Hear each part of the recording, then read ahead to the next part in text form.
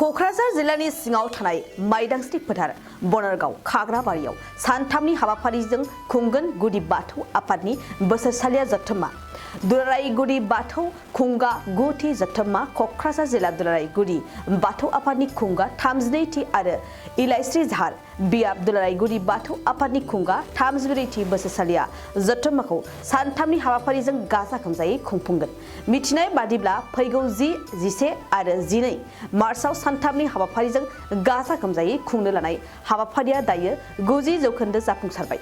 दुलाराय गुदि बाथौ लाइमोन आफादनि गाहाय आफादगिरि सोरां ब्रह्म आरो बानजाय आफादनि मावफुं आफादगिरि बिनेश्वर बसुमतारिया मिथिहोदोंदि जथुम्मायाव आसामनि अनगायैबो गुबुन गुबुन जायगानि गुदि बाथौ सिबियारिफ्रा बाहागो लाफैगोन।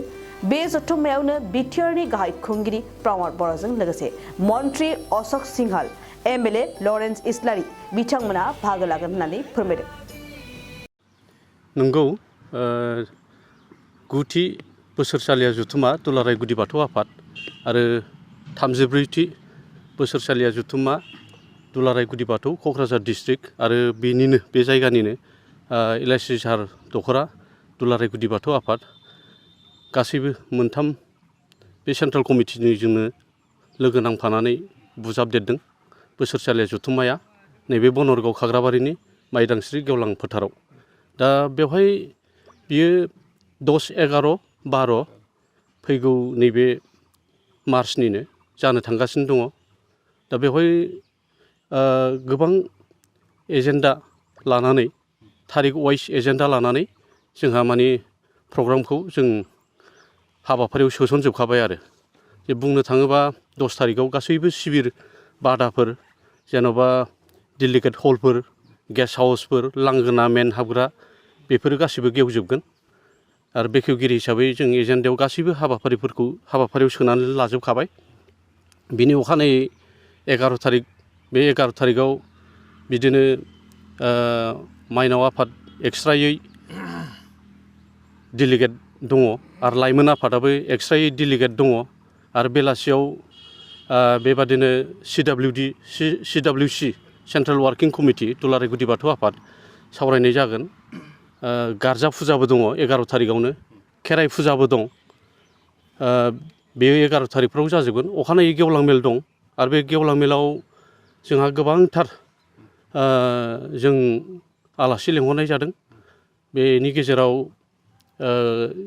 गेवलां मेलखौ बेखेवगिरिया जाहैबाय 29 नं क'क्राझार समस्तिनि एमएलए मानगोनां रबिराम नार्जारि। गाहाय आलासियाव जोंहा मोननो हादों मानगोनां मानाव गेदेर बिटिआरनि EM सार प्रमद बर' आरोबाव CM बिटिआरनि ओमफ्राय आरोबाव लोगोसे जर'खा आलासियाव जोंहा मोननो हाबावदों आसामनि केबिनेट मन्त्रि मानाव गेदेर अशोक सिंहाल आरो आसामनिनो केबिनेट मन्त्रिबाव जोंहा मानाव गेदेर UG ब्रह्म सार, आरोबाव BKWSनि मानाव गेदेर CM मिहिनीश्वर बसुमतारि बिथांखौ मोननो हादों। आरो बे गेवलां मेलावनो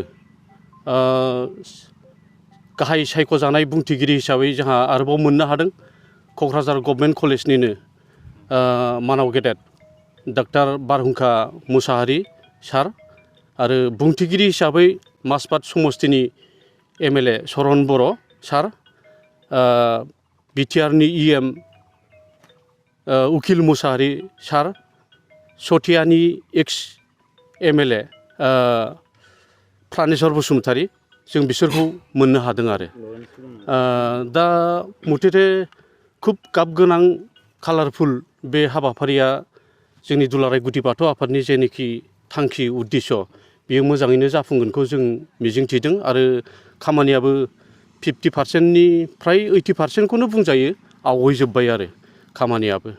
ओमफ्राय जोंहा आं बेखौबो फोरमायखानो लुबैदों जे गुबुन गुबुन डिस्ट्रिक्ट कमिटिफोर बुंनो थाङोबा मरिगाव, धेमाजि, अदालगुरि, लखिमपुर, बिश्वनाथ, गहपुर बेफोरनिफ्राय फैजोबगोन। आउट अफ कान्ट्रि बुंनो थाङोबा नेपाल, बांलादेश बर्डारनि बै नया बस्ति होननाय जायगानिफ्रायबो फैगोन। ओमफ्राय वेस्ट बेंगल, दार्जिलिं डिस्ट्रिक्ट बिसोरनिफ्राय फ्राय डेलिगेट रिप्रेजेन्टेटिभ हिसाबै जोंनि नैबे दुलाराय गुदि बाथौ आफादनि बे हाबाफारियाव नुजाफैगोन आरो बिथांमोना बेखिनि दिनैसिम जानो गोनां जे गुथि दुलाराय गुदि बाथौ आफादनि कनफारेन्स दा बेखौ खुंफुंनो थाखाय जोङो दुलाराय गुदि बाथौ आफादजोंनो आरसि हिसाबै दाजानानै होदों। दा बे बेलायावहाय गासै रायजो राजानि अननाय आरो जोङो अननायखौ मोनदों। बिथांमोना खाथि खालानि रायजो राजाफ्रा जोंजों अहर हेफाजाब होदों। आरो बेनोल' नङा जे जों जा धर्म हिसाबै थाइसे थाइनै अनुदान बिदों बिथांमोनहा रावबो धर्म बासिलाया जासेनो एफा एनै जोंखौ हंखा सुंदों। इसोरा बिथांमोननि फारसे बोर सारस्रिथों आरो वार्किं प्रेसिडेन्ट जानानै आं बेखौनो बयखौबो खावलायहरनो लुबैयो जाहाथे फैगौ दिनफोराव माने बयबो जाहाथे धोरोमा जिखि जाया ज' खौसेयै फैलायनानै हारि हिसाबै मदद होलायो बेखौनो खावलायनानै आं बेसेखिनिखौनो वार्किं प्रेसिडेन्ट जानानै एथ'खिनियाव दोनथ'बाय। बेसेबांसो रायजो राजाफोर जमा दुलाराय गुदि बाथौ आफादनि फोरमायनाय बायदिब्ला डेलिगेटआ बेवहाय गासै 2000 जन आरो लोगोसे बेवहाय जोङो 2000नि बिथोराव खाथि खालानि रायजो राजा बिसेसकै डिस्ट्रिक्ट वाइज आरोखि खाथि डिस्ट्रिक्टआ जाहैबाय चिरां डिस्ट्रिक्ट आरो गसाइगाव डिस्ट्रिक्ट बिसोरनिफ्रायबो एभेलेबेल साखाफारा जोङो गासिबो मेसेजखौ होखाजोब्बाय। दा बिथांमोना गैयाब्लाबो हानायखिनिखौ नाजागोन आरोखि फैनो थाखाय। जायफोर बिथांमोना बेयाव फैगोन बिथांमोननि थाखाय थानायफोरनि सुबिदा दा बेनि एकोमोडेसनखौ जों खाथि खाला बे गभर्नमेन्टजों रायलायनानै बे स्कुल फरायसालिफ्रावनो दोननायनि असिलाखौ लादों आरो जोंहा खाथियावनो कमिउनिटिबो दंखायो आरो एसे आगोलनि जे लुखानानै दोननाय माने कनस्ट्राक्सन आन्डार कनस्ट्राक्सन कमप्लिसन जाखानाय बेफोरावबो जों दोननो थाखाय साखाफारा जादों। आरो दुगैनो लोबनो थाखाय जोंहा खाथियावनो सोरमांगा दै दंखायो बहायनो दुगैनो लोबनो हानायनि फेसिलिटि दं। आरो माखासेफ्रा जाहैबाय जोङो बे कल दैखरफोरखौ लोंनाय जानायनि थाखाय बाहायनो गासिबो साखाफारा खालामनाय जादों।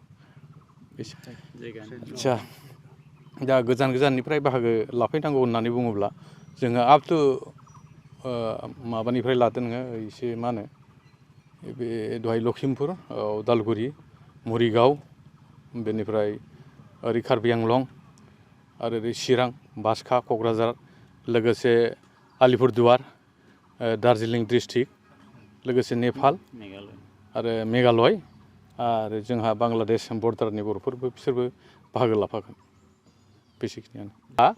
बिसोर क'क्राझार स्टेसनावनो फैनांगोन ओंखारनांगोन बिनि उनाव बनहरगाव माइदांस्रि फोथार खाग्राबारियाव बिनि फारसे रौना होनांगोन। ओमफ्राय हाइवेनिफ्राय फैयोब्ला माने रामफल भाया रामफलजों फैनांगोन आरोखि। क'क्राझार टाउननिफ्राय बेसे गोजान? बे क'क्राझार टाउननिफ्राय माने 7 किल'मिटारसो होननानै बुंजायो। औ सोनाब फारसे आरो ओरैनिफ्रायबो बिदिनो 7 किल'मिटारसो जागोन आरोखि नेसनेल हाइवेनिफ्राय। गय गायग्रा आबादारिफोरनि थाखाय मोनसे मोजां खौरां। थापा नार्सारियाव मोननो हागोन जाखांफु लाइमोनफोरजों बानायजानाय हाजो आरो हायेनावबो गायजानाय अर्गेनिक गय फुलि। थापा नार्सारियाव अर्गेनिक आदबजों बानायजानाय मोजाङैनो खिलिखांनाय गासै 20,000सो गेरेमसा गय फुलिफोर दं।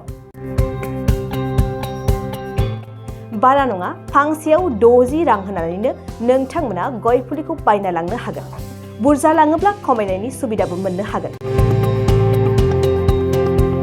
थापा नार्सारिनि गुबै थङा क'क्राझार सहरनि सानजा फारसे थानाय बावखुंग्रि हाजोजों नांजाबनाय हरिनागुरि गामि हाथाइनि साखाथियाव। बे अर्गेनिक गय फुलिफोरखौ लांफैनोब्ला नोंथाङा 8011837272 नङाब्ला 9707460226 जानबुं अनजिमायाव थोंजोङै जगाजग खालामहरनो हागोन।